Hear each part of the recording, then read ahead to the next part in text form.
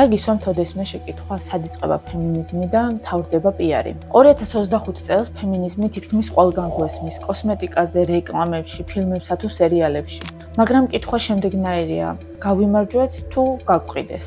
ეს ვიდეო იმაზეა თუ როგორ იქცა ფემინიზმი არა მხოლოდ პოლიტიკურ მოძრაობად, არამედ კარგად გასაყიდ პროდუქტად. ფემინიზმის პირველი ტალღის ბრძოლა ჯერ კიდევ მაშინ დაიწყო, როდესაც ქალები იბრძოდნენ არჩევნებში მონაწილეობის მისაღებად.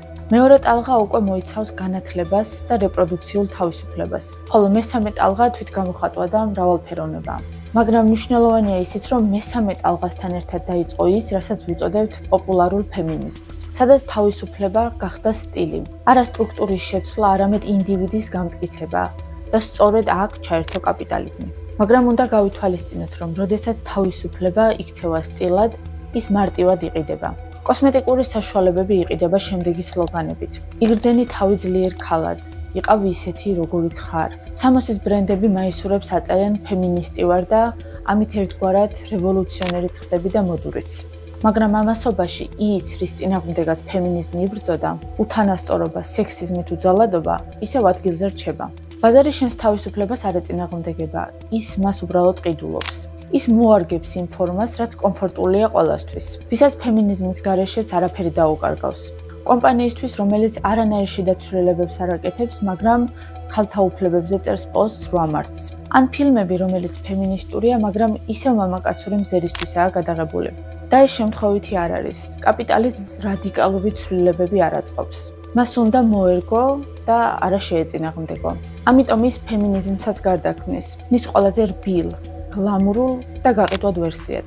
ახლა, როდესაც კომპანია ტანსაცმლის ხაზის სახელად გააძლიერე ქალი, შეგვიძლია გაგუჩნდეს კითხვა, ამას აკეთებენ ქალებისთვის თუ უბრალოდ იმიტომ, რომ ეს კარგად გაიყიდება. შეიძლება ფემინიზმი გამოიყენო იმისთვის, რომ კარგად გაყიდო კოსმეტიკა, ბრენდი თუ პლატფორმა. მაშინაც კი, როდესაც ეს პროდუქტები იდეალურად ერგება იმ სტანდარტებს, რომელსაც ძველი ფემინისტური ბრძოლა აკრიტიკებდა.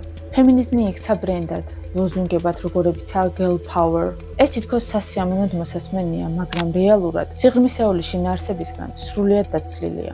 და როდესაც ბრძოლა ხდება უბრალოდ კარგად შეფუთული კომერციული კამპანია, ის კარგავს თავის საწყის საზრისს.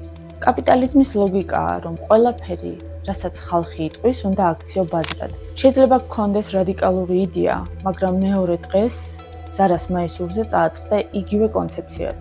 ფემინიზმი ასე იქცა თემად, რომელიც კარგია ინსტაგრამისთვის, მაგრამ რთულია პოლიტიკისთვის. რადგან მისი სიმწვავე, სისტემური უთანასწორობის დაძლევა, არ იყიდება ისე მარტივად, როგორც სლოგანი. მაშინ ფემინიზმი ისე უბრუნდება ვიღაცის ოფისში. იქ, სადაც ქალების რაოდენობა გაზრდილია მრავალფეროვნების პოლიტიკის გამო, მაგრამ რეალურ ძალაუფლებას მაინც კაცები ინარჩუნებენ. ასე იქმნება ილუზია პროგრესისა, თითქოს რაღაცა იცვლება, მაგრამ სინამდვილეში ყველაფერი რჩება ისე, როგორც იყო. ოღონდ ეს ყველაფერი უკეთაა შეფუთული.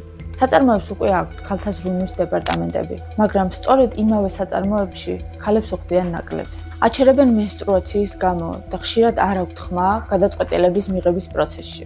ეს არის სიმბოლური ცვლილება რეალური ცვლილების ნაცვლად. იმისთვის, რომ სისტემა არ შეიცვალოს, ის ქმნის იმიტაციას, თითქოს ის უკვე შეიცვალა. გავს ქალთა გაძლიერების კვირეული, მაგრამ არ არის დეკრეტული შვებულება კაცებისთვის. გავს კამპანია Strong Woman, Strong Future, მაგრამ არ გავს კრიზისული ცენტრები ოჯახური ძალადობისთვის. და რაც მთავარია, ეს ყველაფერი მუშაობს, რადგან ბაზარი არ გთხოვს პასუხს, ის გთავაზობს განცდას. განცდას, რომ თითქოს რაღაცა კარგის ნაწილი ხარ, რომ შენც ფემინისტი ხარ, მიუხედავად იმისა, რომ არაფერს ცვლი, თუნდაც არაფერზე გაქვს ნაფიქრი. ფემინიზმი იქცევა გრძნობად, რომელიც ვერ ატყუებს ბაზარს, მაგრამ ატყუებს ადამიანს. და არის თუ არა გამოსავალი. შეიძლება თუ არა, რომ კომპანია იყოს ფემინისტური და თანაც წარმატებული. კი თუ შენიცი განსხვავება ფასადურ ფემინიზმსა და ნამდვილ ფემინიზმს შორის, რომელიც იბრძვის ღირებულებებისთვის. საუკეთესო მაგალითები მოდის იქიდან, სადაც ქალები ქმნიან პლატფორმებს, ქალები აფინანსებენ ქალებს და არ ეშინიათ ისაუბრონ რთულ თემებზე, ძალადობაზე, შრომით უფლებებზე, სოციალურ კლასებზე. არიან სოლიდარულები და ემპათიურები. ფემინიზმი არ არის მხოლოდ მოდური სიტყვა, ეს არის ისტორია. ეს არის პროტესტი, რისკი, ბრძოლა და ხშირად სიჩუმის გარღვევა. და თუ შენ ფემინიზმს იყენებ როგორც ლამაზ ესთეტიკას, კი ბატონო, მაგრამ არ დაარქვამას რევოლუცია. ეს ყველაფერი რომ არ დავტოვოთ მხოლოდ თეორიულ ნაწილად, განვიხილოთ მაგალითები თუ როგორ მუშაობენ ისინი პრაქტიკაში. ნახოთ როგორ ყალიბდება ბაზარზე ისეთი ფემინიზმი, რომელიც ყველას აწყობს, მაგრამ არც ერთ ძალაუფლებას არ აყენებს კითხვის ნიშნის ქვეშ. ეს მაგალითები არ გვაჩვენებენ მხოლოდ პროდუქტებს. ისინი გვაჩვენებენ თუ როგორ იკარგება პოლიტიკური აზრი რეკლამაში, უბრალო ჰეშტეგში ან სერიალის სცენარში. მაგალითად, ყველასათვის ცნობილმა კომპანია Dove-მა 2004 წელს დაიწყო კამპანია Real Beauty, სადაც გამოიყენა არასტანდარტული სილამაზის მქონე ადამიანები. მან გააგრძელა სხვა პროექტით და იყენებდა სპეციალურ ჰეშტეგს. იმავე პერიოდში Dove-ის შვილობილი კომპანია აწარმოებდა სექსისტურსა და ობიექტივიზირებულ რეკლამებს. ანუ ერთი და იგივე კომპანიის ორივე მხარე თამაშობდა ქალთა განცდებზე. ერთით თვალს ადევნებდა პოპულარულ ტენდენციებს, ხოლო მეორით ამ ტენდენციებს კომერციულად ყიდდა და ზრდიდა თავის კაპიტალს. კიდევ ერთი საინტერესო მაგალითია H&M-ის შემთხვევა. მათი მაისურები წარწერით Girl Power the Future is Female მოდური კამპანიებია გენდერული თანასწორობის თემაზე. მაგრამ როგორც ვიცით, H&M-ის ტანსაცმელის უმეტესი ნაწილი იკერება ისეთ ქვეყნებში, სადაც ქალები იღებენ მინიმალურ და ღირსების შემლახვალ ანაზღაურებას. ხშირად ისინი იმყოფებიან მძიმე სამუშაო პირობებში და თითქმის არ ფლობენ არანაირ შრომით უფლებებს. ტანსაცმელზე წარწერა გვეუბნება ფემინიზმი, მაგრამ ვინც ამას კერავს, ის ვერ მეტყველებს. კიდევ ერთი საინტერესო მაგალითი უკავშირდება L'Oreal-ს. ის წლების განმავლობაში პოზიციონირებდა როგორც ქალის თვითრწმენის გამაძლიერებელი ბრენდი. იყენებდა ცნობილ ლამაზ სახეებს იმისთვის, რომ ესაუბრათ თავდაჯერებულობაზე, სიყვარულზე და სილამაზეზე. მაგრამ ერთ-ერთი აქტივისტი მოდელი 2017 წელს გაათავისუფლეს, მას შემდეგ, რაც მან გააკრიტიკა თეთრი პრივილეგია. მიუხედავად იმისა, რომ ბრენდი იყენებდა მრავალფეროვნების პოლიტიკას თავის რეკლამებში, როცა განსხვავებული ხმა გამოჩნდა, ის ჩაახშეს. სლოგანი შეიძლება ძლიერი იყოს, მაგრამ თუ ის განსხვავებულ აზრს ახშობს, ეს არ არის ემანსიპაცია, ეს დეკლარირებული რეპრესიაა. ცნობილი კომპანია Netflix მის სერიალებში ხშირად ქმნის ფემინისტურ სტიგმას. ქმნიან სერიალებს, სადაც ქალებს აქვთ ძალა, უნარები, მაგრამ სიუჟეტი ხშირად მაინც ბრუნდება სექსუალობაზე. ან სულ მარტო, მაგრამ მაინც ლამაზად ნარატივზე, სიშიშვლესა და სხეულებრივობაზე. მაგრამ მას ფუთავს როგორც ძლიერი ქალის ფემინისტურ ნარატივს. ბევრი თვლის, რომ ეს არ ასახავს სისტემურ ბრძოლას, არამედ ქმნის ფანტაზიას, სადაც საკმარისია იყოს ძლიერი ინდივიდი და პრობლემაც გადაიჭრება. სტრიმინგის ფემინიზმი გვეუბნება, იყავი სექსუალურად თავისუფალი და ყველაფერი გადაიჭრება, მაგრამ სილამაზე ვერ გაუმკლავდება შრომით ექსპლუატაციას. 2023 წელს გამოვიდა ყველასათვის ცნობილი ფილმი Barbie, რომელმაც თავად გაყიდა საკუთარი კრიტიკა. Barbie იყო ჰოლივუდური მრავალმილიონიანი პროექტი, რომელიც პირდაპირ აკრიტიკებდა პატრიარქატს, გენდერულ როლებს და თვით Barbie-ს მწარმოებელსაც, კომპანიას, რომელმაც Barbie დააპროექტა. მატელის ქმედება იყო ოსტატური სვლა. მან შეძლო თავად კრიტიკის დაპატენტება. შეიფერა ის, რაც მის წინააღმდეგ იყო მიმართული და გაყიდა ის, როგორც ფემინისტური ფილმი.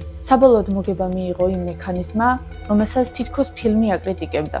მთლიანობაში, როდესაც სისტემა გვაძლევს უფლებას, რომ ვაკრიტიკოთ ის, ოღონდ მისივე პროდუქტის სახით, ეს არ არის რევოლუცია.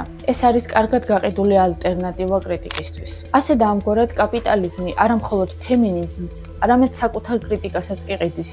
TikTok-ზე ფართოდაა გავრცელებული Clean Girl and That Girl ტრენდები, სადაც თითქოს ქალის გაძლიერებაა მთავარი თემა. ლამაზი სახე, რუტინა, დილით ადრე გაღვიძება, წყლის დალევა. მიუხედავად პოზიტიური განწყობისა, ასეთი ტრენდები ისევ განადიდებს ისეთი ქალების გამოცდილებებს, ვისაც უკვე აქვთ პრივილეგია, დრო, რესურსი, მყარი საფუძველი. ფემინიზმი კი არ არის მხოლოდ ესთეტიური კეთილდღეობა. ის არის მძიმე შრომა, ტკივილიც და ბრძოლაც. TikTok-ის ფემინიზმი გეუბნება, რომ იყო მოწესრიგებული, ჰარმონიული, თუმცა რეალურად ჩაგრული ქალებისთვის სამყარო ასეთ პასტელურ ფერებში არ გამოიყურება. შენ რას ფიქრობ? დღეს ფემინიზმი არის ბრძოლა თუ ბრენდი? და თუ ბრენდია, ვის ხელში გადავიდა ის ძალა, რომლის დაბრუნებასაც საუკუნეებია ვცდილობთ? დაწერეთ თქვენი მოსაზრებები კომენტარებში და არ დაგავიწყდეთ, ფემინიზმი არ არის ტენდენცია. ეს არის ჯანსაღი ბრძოლა, რომელიც შენითაც გრძელდება.